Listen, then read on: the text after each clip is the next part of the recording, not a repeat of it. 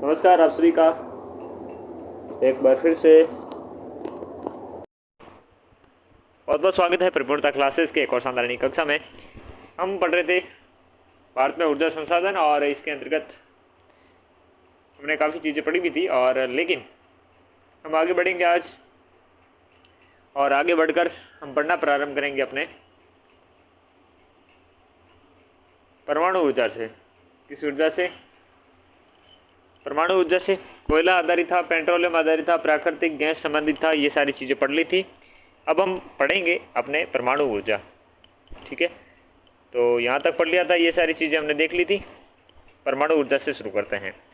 परमाणु ऊर्जा हेतु आपके यूरेनियम है, यूरेनियम की आवश्यकता होती है और आज के युग में सबसे बड़ा आपके कोई शस्त्र हैं या अस्त्र हैं जो समझे वो यूरेनियम है, क्योंकि परमाणु ऊर्जा में ये काम में आता है।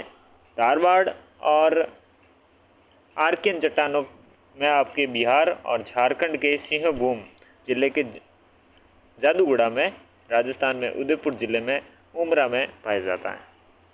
तो परमाणु ऊर्जा है आपकी, ये परमाणु ऊर्जा यूरेनियम धारवाड़ और आर्कियन चट्टानों में, बिहार व झारखंड के सिंहभूम जिले के जादूगुड़ा में और राजस्थान में उदयपुर जिले में आपके उमरा में पाया जाता है। थोरियम केरल के समुद्र तटीय भागों में मोनोजोइक चट्टानों में भी पाया जाता है। अब जो थोरियम है आपके केरल के समुद्र जो तटीय भाग हैं उस भाग में मोनोजाइट जो चट्टानें थी उस चट्टानों में भी पाया जाता है। और 1948 में परमाणु ऊर्जा आयोग का गठन किया गया था। ये इम्पोर्टेंट है कि आपके 1948 में परमाणु ऊर्जा जो आयोग था इस आयोग का गठन किया गया था। भारत में वर्तमान में परमाणु ऊर्जा अधिष्ठापित क्षमता है 8780 मेगावाट आपकी हैं और जो भारत की कुल ऊर्जा उत्पादन का 1.7% महज है।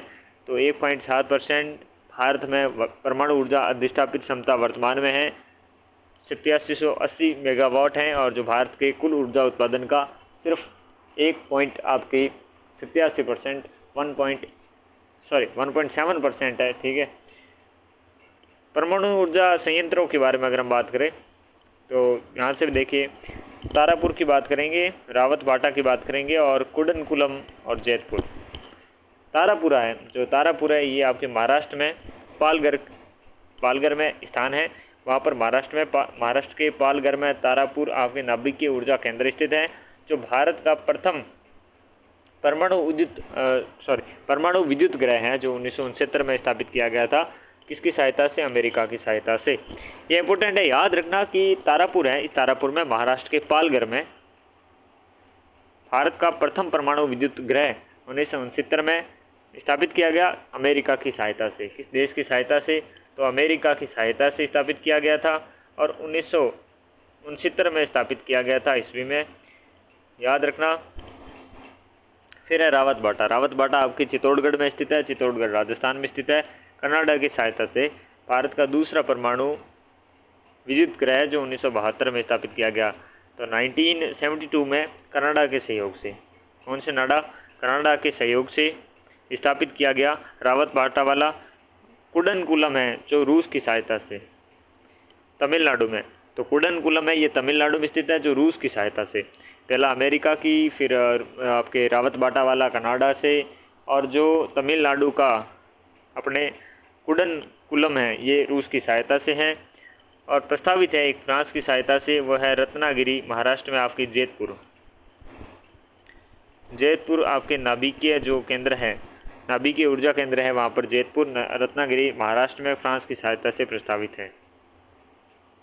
और भी है एक इम्पोर्टेंट है और ये कभी एग्ज़ाम में आएगा, जब कभी आएगा तो याद आएगा कि बताया था कलपक्कम में आपके तमिलनाडु में, कलपक्कम का तमिलनाडु क्षेत्र जगह पर आपके नाभिकीय ऊर्जा केंद्र है तमिलनाडु में कलपक्कम।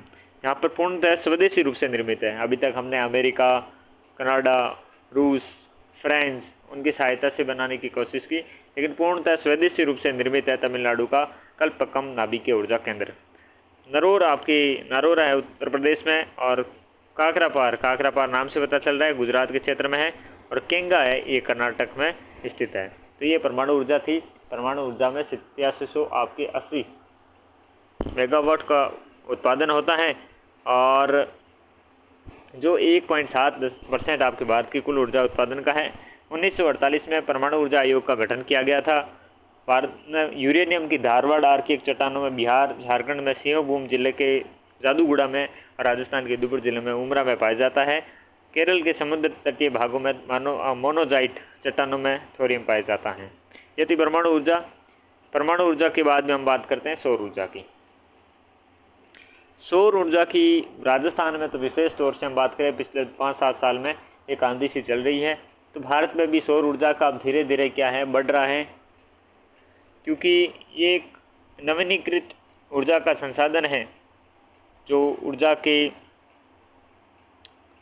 अनलिमिटेड सोर्स हमें प्रदान कर सकता है। धूप की प्रचुरता वाले उष्ण कटिबंधीय देशों के लिए और ऊर्जा प्रौद्योगिकी लाभदायक है। विश्व के आपके सौर ऊर्जा में उत्पादक में चीन एज यूजुअल प्रथम पे हैं, संयुक्त राज्य अमेरिका दूसरे पे और भारत तीसरे पे हैं। सौर ऊर्जा का काम में लाने के लिए फोटोवोल्टिक प्रौद्योगिकी और सौर तापीय प्रौद्योगिकी काम में ली जाती हैं। फोटोवोल्टिक और सौर तापीय प्रौद्योगिकी काम में ली जाती हैं। फोटोवोल्टिक प्रौद्योगिकी द्वारा धूप को सीधा विद्युत में परिवर्तन किया जाता है। अंतर्राष्ट्रीय सौर दिवस के बारे में बात करें तो 3 मई को इंटरनेशनल सौर दिवस के रूप में मनाते हैं, ठीक है। और भारत की एक उष्णकटिबंधीय देश है। भारत भी एक क्या है, उष्णकटिबंधीय देश है जहां पर सौर ऊर्जा के दोहन की असीम संभावनाएं हैं। वर्तमान में भारत के जो अधिष्ठापित क्षमता है 1,32,848 मेगावाट है। कुल विद्युत उत्पादन का 26.1% है। तो वर्तमान में भारत की अधिष्ठापित क्षमता है वो 1,32,848 मेगावाट है। कुल विद्युत उत्पादन का 26.1% है। तो परमाणु में तो कुछ था ही नहीं, 1.7% था। तो यहाँ पर और बात करें तो कितने था आपके 8780 मेगावाट था। तो यहाँ पर 1,32,848 मेगावाट है। तो बहुत सारा यहाँ पर देखने को मिलता है। राष्ट्रीय सौर ऊर्जा संस्थान नाइस ने भारत की सौर ऊर्जा क्षमता 748 गीगावाट अनुमानित की है, जबकि राजस्थान की सौर ऊर्जा आपके क्षमता 142 गीगावाट संभावित है। तो राजस्थान का भी योगदान देखें तो संभावित बहुत है। अब स्थापना तो बहुत कम हुई है, अभी तक कुछ ही गीगावाट हुई है, लेकिन संभावना है जो नाइस है अपनी राष्ट्रीय सौर ऊर्जा संस्थान है उसके द्वारा भारत में सौर ऊर्जा क्षमता 748 गीगावाट अनुमानित की गई और उसमें भी राजस्थान का योगदान 142 गीगावाट संभावित है। कोप आपके 26 में जो ग्लासगो 2021 में भारत ने 2070 तक शुद्ध शून्य उत्सर्जन का दीर्घकालीन लक्ष्य रखा है। 2030 तक 500 गीगावाट गैर जीवाश्म स्रोतों से प्राप्त करने का लक्ष्य रखा गया है। अपनी मांग पर 50% नवीनीकरण ऊर्जा स्रोतों के माध्यम से पूरा करने का लक्ष्य रखा गया है। 50% इस पर रखना गया है, ठीक है। सौर ऊर्जा उत्पादन वाले प्रमुख राज्यों के बारे में बात करें तो राजस्थान एज यूजुअल टॉप पे है, 28,286.47 मेगावाट के साथ में है। तो 28,286.47 मेगावाट ये किसका, राजस्थान का, ठीक है ना। तो राजस्थान क्या है, फर्स्ट पे है। गुजरात है बाद में, महाराष्ट्र है और कर्नाटक है। कौन सा नाटक कर रहा है लास्ट में, कर्नाटक कर रहा है। राजस्थान, गुजरात, महाराष्ट्र और कर्नाटक ऊर्जा संभाव्य वाले प्रमुख राज्य हैं। तो इसमें भी राजस्थान है 142 गीगावाट। जम्मू कश्मीर में भी देख सकते हुए आप सोचते बर्फबारी पड़ती है, लेकिन देख सकते हैं जम्मू कश्मीर में भी ऊर्जा की संभावना सौर ऊर्जा से बहुत ज़्यादा है, दूसरे नंबर पर है। लेकिन उत्पादन कौन कर रहा है वर्तमान में, गुजरात है सेकंड पर। यहाँ पर महाराष्ट्र है तीसरे पर, वहाँ पर भी महाराष्ट्र था। चौथे पे एमपी है, वहाँ पर क्या था, कर्नाटक था। तो संभावना यहाँ पर एमपी में भी बहुत है और महाराष्ट्र ही। तो ये सेम है, ये सेम है। यहाँ पर वो गुजरात था उत्पादन में, ठीक है ना। ये संभावना की बात हो रही है। एमपी की जगह वहाँ पर पहला क्या था, वहाँ पर कर्नाटक था। कौन नाटक कर रहा था, कर्नाटक कर रहा था। ओके, प्रमुख सौर पार्कों के बारे में देखेंगे। सौर पार्क राज्य और विशेष विवरण देख लेंगे। तो सौर पार्क आ रहा है तो राजस्थान का बड़ला पार्क आएगा जो विश्व का सबसे बड़ा सौर पार्क है। 2245 मेगावाट उसकी क्षमता है, जोधपुर राजस्थान में स्थित है, ठीक है। शक्ति स्थल सौर पार्क जो पावागढ़ कर्नाटक में विश्व का दूसरा सबसे बड़ा सौर पार्क है जिसमें 2000 मेगावाट की क्षमता है। तो ये इम्पोर्टेंट है। पावागढ़ कर्नाटक में शक्ति स्थल सौर पार्क स्थित है। Kurnool ultra mega park Andhra Pradesh में स्थित है जिसकी क्षमता 1000 मेगावाट है। तो वर्ल्ड का सबसे बड़ा और सेकंड सबसे लार्जेस्ट जो सौर पार्क है वो अपने भारत में ही है। एक बड़ला हो गया, एक शक्ति स्थल पार्क हो गया पावागढ़ कर्नाटक, एक कुर्नूल अल्ट्रा मेगा सौर पार्क हो गया आंध्र प्रदेश। नोट में चीज़ लिखी हुई है कि रामपुर गांव झांसी उत्तर प्रदेश सौर ऊर्जा प्लांट लगाने का प्रथम गांव है। तो रामपुर गांव है झांसी उत्तर प्रदेश का जिसने सौर ऊर्जा प्लांट लगाने वाला भारत का प्रथम गांव है। तो रामपुर गांव झांसी याद रखना। सौर तालाब परियोजना भुज गुजरात से स्थापित की गई थी और कुसुम योजना के तहत प्रथम सौर प्लांट राजस्थान की बालोजी गांव जो कोटपुतली में स्थित है वहां पर स्थापित किया गया था। तो रामपुर गांव झांसी उत्तर प्रदेश, सौर तालाब परियोजना भुज गुजरात, कुसुम योजना का पहला सौर प्लांट राजस्थान में बालोजी गांव कोटपुतली बहरोड में। बात इतनी करेंगे सौर ऊर्जा की। सौर ऊर्जा में विशेष बातें तो क्या थी अपने, यही थी कि राजस्थान भारत में अच्छा खासा योगदान है और 1,42,000 कुछ मेगावाट यहाँ पर स्थापित किया गया है। लेकिन क्षमता बहुत ज़्यादा है, लेकिन बहुत ज़्यादा क्षमता होने के बाद भी बहुत कम आपकी मेगावाट ही निकलती हैं। 26 पॉइंट ऐसा कुछ परसेंटेज था जिसमें हमने देखा था कि योगदान है, जिसमें टोटल आपकी एनर्जी में 26.1% है। 1,32,848 मेगावाट है। 3 मई में इसको अंतर्राष्ट्रीय सौर दिवस मनाया जाता है। चीन का सर्वश्रेष्ठ, फिर अमेरिका, फिर भारत है। और फोटोवोल्टिक प्रौद्योगिकी और तापीय प्रौद्योगिकी हमने देखा था 748 गीगावाट के अनुमानित है, लेकिन ये राजस्थान में 142 है। COP26 के बारे में बात करें जो कि ग्लासगो 2021 में स्थापित हुआ था। फिर हमने देखी स्थापित आपके उत्पादन वाले प्रमुख राज्य देखे राजस्थान, गुजरात, फिर आपके महाराष्ट्र, कर्नाटक, फिर संभावना वाले राजस्थान, जम्मू कश्मीर, महाराष्ट्र, आंध्र प्रदेश। सौर पार्क देखे जिसमें बड़ला सौर पार्क देखा, शक्ति स्थल पार्क देखा कर्नाटक वाला, कुर्नूल आपके अल्ट्रा मेगा सौर ऊर्जा पार्क देखा आंध्र प्रदेश का, रामपुर गांव झांसी के बारे में पढ़ा, भुज गुजरात के बारे में पढ़ा, बालोजी गांव कोटपुतली के बारे में पढ़ा। अब बात करेंगे पवन ऊर्जा के बारे में। पवन चक्कियों की सहायता से प्रवाहित वायु के दोहन द्वारा उत्पन्न की गई ऊर्जा को पवन ऊर्जा कहते हैं। सबको पता है, बच्चे को पता है। चीन इस पे फास्ट पे है एज यूजल, और संयुक्त राज्य अमेरिका दूसरे नंबर पर है, ठीक है। और तीसरे पे जर्मनी है। उसमें तो सौर ऊर्जा में तो तीसरे पे भारत है, लेकिन यहाँ पर जर्मनी और चौथे पे भारत है। वैश्विक पवन दिवस है 3 मई को वो मनाया जा रहा था, ठीक है, ठीक ज़्यादा नहीं बोल रहा हूँ। तो 3 मई और यहाँ पर 15 जून है, ओके। 120 मीटर ऊंचाई पर पवन ऊर्जा की संभावनाएं 1645.50 में गीगावाट है और 150 पर 1163.9 गीगावाट है। 120 पे 695 और 150 पर 1193.9 गीगावाट है। गुजरात में सर्वाधिक आपकी ऊर्जा उत्पादन वाले राज्य में गुजरात पहले पे हैं 12,677 मेगावाट बोलना सीधा। फिर तमिलनाडु, फिर कर्नाटक, महाराष्ट्र और फिर 5वीं में है राजस्थान। ऊर्जा की संभावना देखी हमने तो 120 पर गुजरात टॉप पर है, फिर राजस्थान है, फिर कर्नाटक है, फिर महाराष्ट्र है। तो 142.5 गीगावाट की क्षमता है 120 पर। 150 वाले में देखी जिसमें राजस्थान टॉप पर है, फिर गुजरात है, महाराष्ट्र है और कर्नाटक है। और 244.2 गीगावाट राजस्थान की संभावना है 150 मीटर ऊंचाई पर।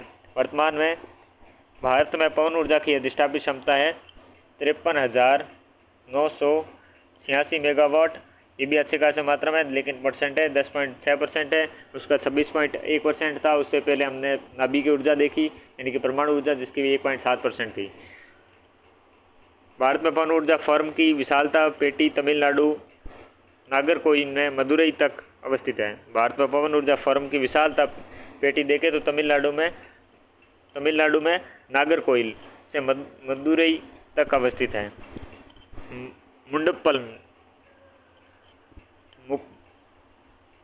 मुपंडल क्या नाम है, कन्याकुमारी तमिलनाडु में देश की सबसे बड़ी पवन ऊर्जा इकाई लगाई गई है कन्याकुमारी तमिलनाडु के मुपंडल में।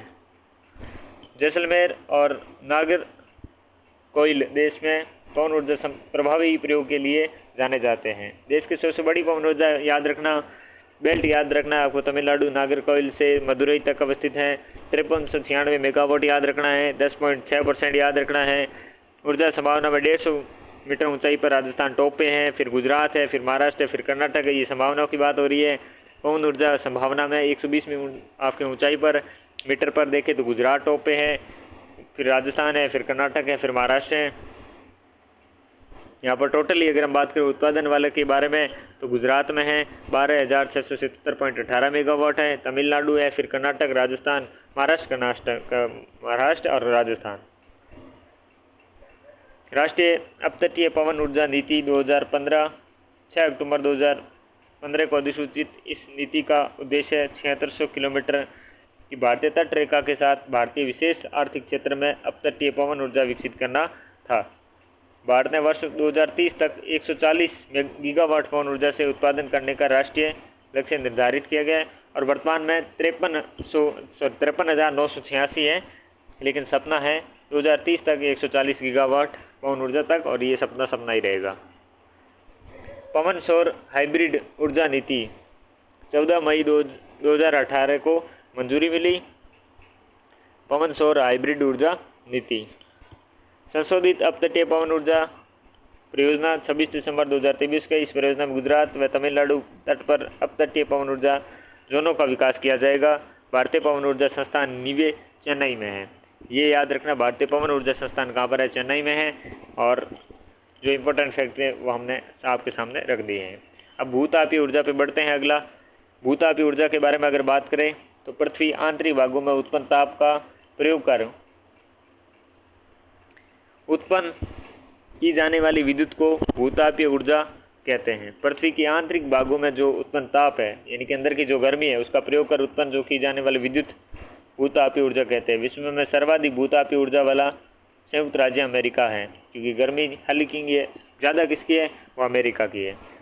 पार्वती घाटी मणिकर्ण हिमाचल प्रदेश, पुंगा घाटी लद्दाख में भूतापीय ऊर्जा संयंत्र स्थापित किए जा चुके हैं। पार्वती घाटी मणिकर्ण हिमाचल प्रदेश और पुंगा घाटी लद्दाख में भूतापीय ऊर्जा संयंत्र स्थापित किए जा चुके हैं। पुंगा घाटी कहाँ पर है? लद्दाख में है। और पार्वती घाटी कहाँ पर है? मणिकर्ण हिमाचल प्रदेश में। यहाँ पर भूतापीय ऊर्जा संयंत्र स्थापित किए जा चुके हैं। भारत में भूतापीय ऊर्जा के क्षेत्र लद्दाख में पुंगा घाटी, हिमाचल में मणिकर्ण और उत्तराखंड में तपोवन है। उत्तराखंड का तपोवन, छत्तीसगढ़ का तातापानी।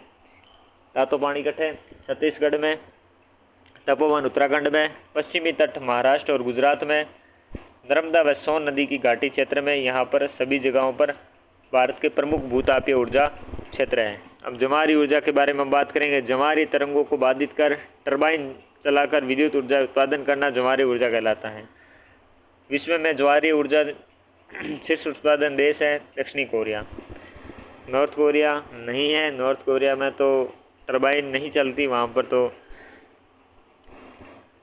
किम जोन चाय वैसी चलती है।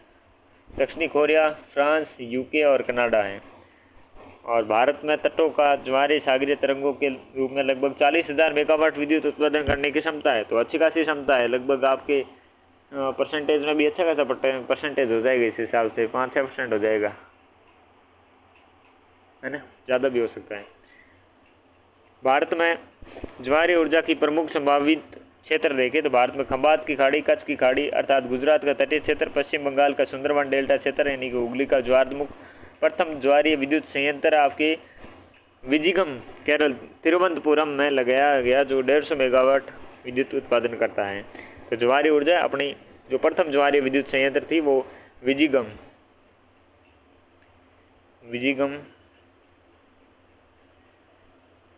जो केरल में, ठीक है, लगाया गया, जो 150 मेगावाट विद्युत उत्पादन करता है।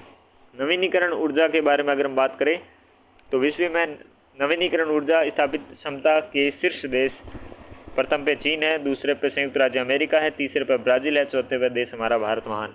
भारत में नवीनीकरण ऊर्जा उत्पादन द्वारा 2,54,021 मेगावाट ऊर्जा कुल ऊर्जा का 49.8% उत्पादित की जाती है। तो अनवीनीकरण से ज़्यादा है लगभग आपके 50.2%, लेकिन 49.8% किसमें है, नवीनीकरण ऊर्जा में है, जो 2,54,021 मेगावाट ऊर्जा है। फरवरी 2026 तक भारत में अधिकतम नवीनीकरण ऊर्जा उत्पादन करने वाले राज्य पहले पे हैं राजस्थान।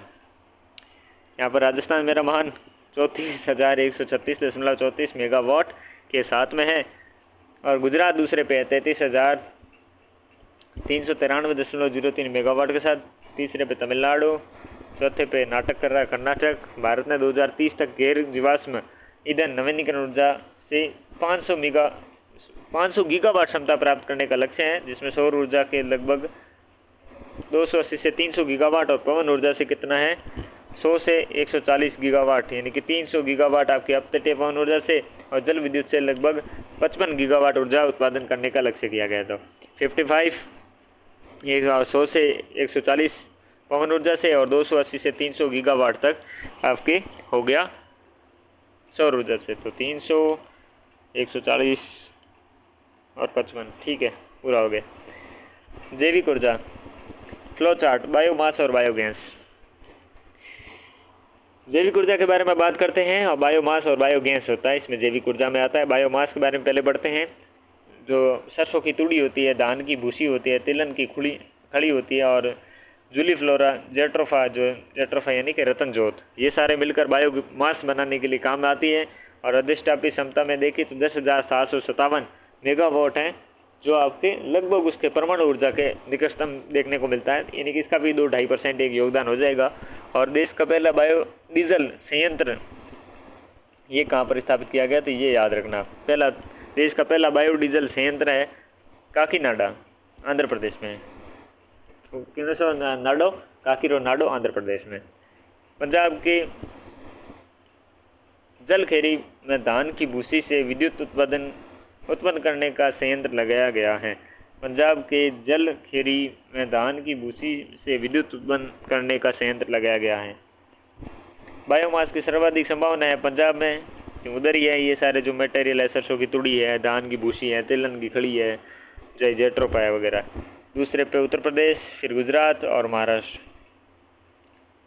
अब अधिष्ठापित कहाँ पर है ज़्यादा, महाराष्ट्र में है, फिर उत्तर प्रदेश है, फिर कर्नाटक और तमिलनाडु में है। संभावनाएं कहाँ पर ज़्यादा है और कहाँ स्थापित है, एकदम उल्टा है।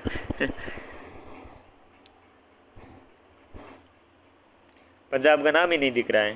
संभावना है तो संभावना ही रह गई। तो पंजाब होने चाहिए था, लेकिन महाराष्ट्र है इसकी जगह, उत्तर प्रदेश अपनी जगह पर फिट है, गुजरात की जगह कर्नाटक है और महाराष्ट्र की जगह तमिलनाडु है।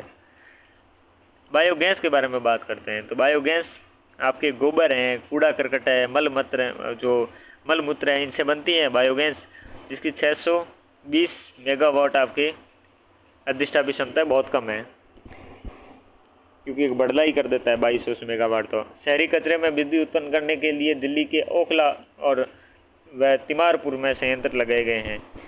इसमें आपके 55 से 65% मीथेन होती है और 35 से 44% CO2 होती है और साथ में अन्य गैस होती है। बायोगैस के सर्वाधिक क्षमता वाले राज्यों के बारे में अगर बात करें तो यूपी है, फिर MP है, फिर AP है यानी आंध्र प्रदेश, फिर राजस्थान है। लेकिन अधिष्ठापित क्षमता इसमें भी कौन सी, महाराष्ट्र है। बायोमास में भी यही थी, बायोगैस में भी है, और सेकंड नंबर पे भी उत्तर प्रदेश है, वहाँ पर भी यही था। फिर कर्नाटक और तमिलनाडु भी यहीं पर था। तो ये अधिष्ठापित करने वाले राज्य हैं। जैव ईंधनों को बढ़ावा देने के लिए नई राष्ट्रीय जैव नीति ईंधन नीति आई थी, 16 मई 2018 को मंजूर की गई थी। विश्व में चीन सर्वाधिक बायोमास और बायोगैस उत्पादन करता है। अब चीन हर जगह फास्ट है, कैसे करोगे कंपटीशन। भारत में स्थापित विद्युत क्षमता के बारे में बात करते हैं। देखिएगा, कोयले से है 43.1% टोटल का हिस्सा है, लिग्नाइट का 1.3%, गैस से है 3.9%, तेल से है 0.1%, कुल जीवाश्म ईंधन 1, 2, 3, 4 ये टोटल मिला के आपके कितने हो गए 48.4%, ये जीवाश्म से ईंधन से हो गए। सौर है आपके 26.1%, जल है 9.9%, पवन है 10.6%, बायोमास है आपके 2.1%, जल विद्युत लघु जल विद्युत है 1.0%, वेस्ट टू एनर्जी है 0.2%, नाभिक है 1.7%, 5, 6, 7, 8, 9, 10, 11 इन सारों को जोड़े यानी कि नवीनीकरण में 51.6%। एक बीच में फैक्ट एक आध चल गया था, मैंने सही परसेंटेज नहीं बताए थे, शायद वो थोड़ा बहुत ही था। यहाँ पर जो अभी लास्ट अंतिम रूप से ये बता रहा हूँ ये याद रखना, कुल जीवाश्म ईंधन से 48.4% और कुल गैर जीवाश्म ईंधन से 51.6%। कुल कितना हो गया आपके 5,09,743 मेगावाट टोटल आपके हैं। तो कम ही है, बहुत सारा हमें अभी आगे बढ़ना है। भारत में ऊर्जा की अधिष्ठापित क्षमता का अवरोही क्रम देखिएगा। सबसे ज़्यादा किसका है? कोयला है या तापीय का, फिर सौर ऊर्जा का है, फिर जल विद्युत का है, फिर पवन ऊर्जा का है। प्राकृतिक गैस बाद में आएगी, फिर जैव ऊर्जा आएगी, फिर जैव ऊर्जा में बायोमास और बायोगैस। परमाणु ऊर्जा आएगी यानी कि नाभिक ऊर्जा यूरेनियम से बनती है जो वेस्ट टू एनर्जी सबसे कम है। तो ये क्रम रहेगा, ये क्रम याद रखना, अवरोही क्रम है यानी कि बढ़ते से घटता क्रम है, और आरोही होता है घटते से बढ़ता। तो बायो तापीय, कोयला, सौर ऊर्जा, जल विद्युत, पवन ऊर्जा, प्राकृतिक गैस, जैव ऊर्जा, परमाणु ऊर्जा और वेस्ट टू एनर्जी। राष्ट्रीय हरित ग्रीन हाइड्रोजन मिशन के बारे में बात करें तो केंद्रीय जो मंत्रिमंडल थी 4 जनवरी 2023 को 19,744 करोड़ रुपए के परिव्यय से 7 राष्ट्रीय हरित ग्रीन हाइड्रोजन मिशन अनुमोदित किया गया था, जिससे मिशन 2030 तक कुछ संभावनाएं परिणाम प्राप्त होंगे जो इस प्रकार से हैं।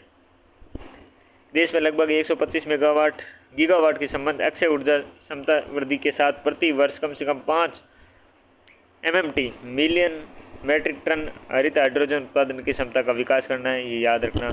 8 लाख करोड़ रुपए से अधिक का कुल निवेश प्राप्त करना है।